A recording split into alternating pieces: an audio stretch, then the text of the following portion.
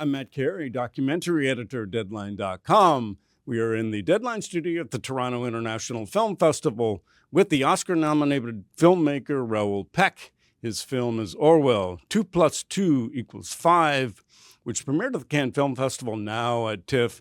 Great to be with you, Monsieur Peck. Bienvenue. Thank you for having me. The Orwell of your title, of course, is George Orwell, the extraordinary British writer. And this is part biography, in that sense a look back, but it's very much a look at today, particularly through the lens of his novel 1984. Well, I always say it's a story. I don't, in fact, make biography because it's not as exciting, but it's catching the author at a moment of his life where there is a dramatic development, where there is a tension. In that case, is Orwell in the last year of his life trying to finish 1984, knowing that he will probably die toward the end of the year and, in and out of sanatoriums. There is a constant tension about, is he going to finish it or not and how? He doesn't even have a title yet. Hesitating, switching different titles. So that's the backbone, I would say, of the film itself. Mm-hmm. What do you think that he was trying to capture in 1984? Certainly from a U.S. perspective at the time and for many decades afterwards, I think people thought, he's telling us about the Soviet Union, particularly under Stalin, and authoritarianism, totalitarianism. But you take a broader view of really what he was trying to elucidate. Of course, I think he have been used by different camp. Both the East, both the West, both the communists and the capitalists. But Orwell was always bigger than that.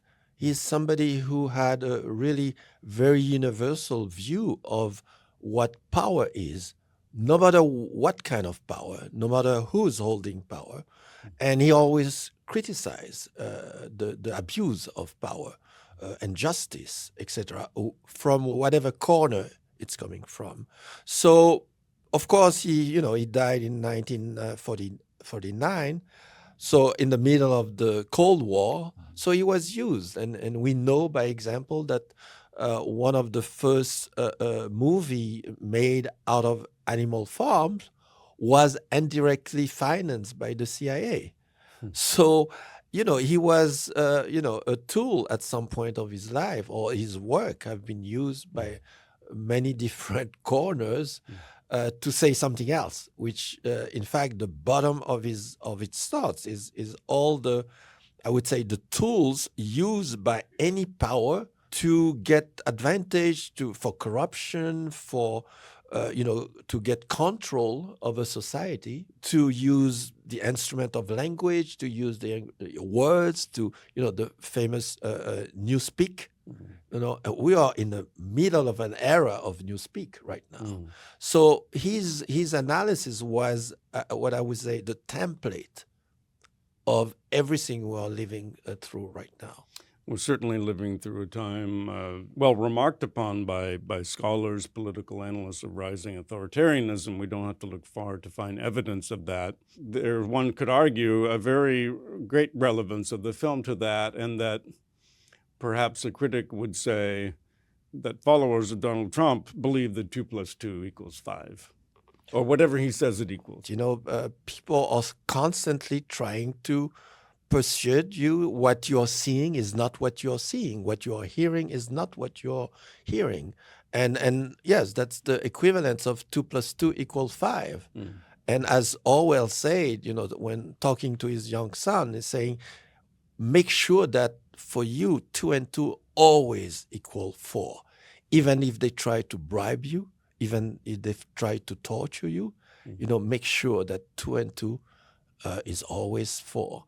And that's a bottom lection, always keep a critical eye. Don't believe people, in particular politicians, in particular money people, billionaires, and because they are trying to sell you that 2 and 2, 2 + 2 = 5.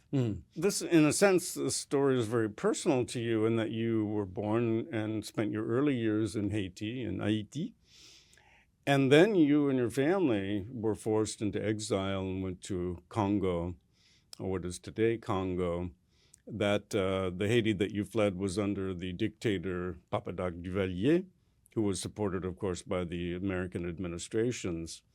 And so you really, from a young age, had a intense notion of what it is to live in a society dominated by a dictator.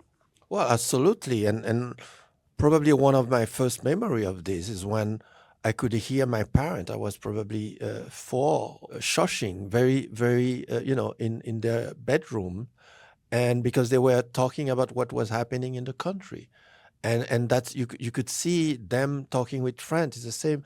We were not allowed, or let's say we were scared of anybody hearing what they were speaking about. And I got that when we went to Congo also, we under the dictatorship of Mobutu.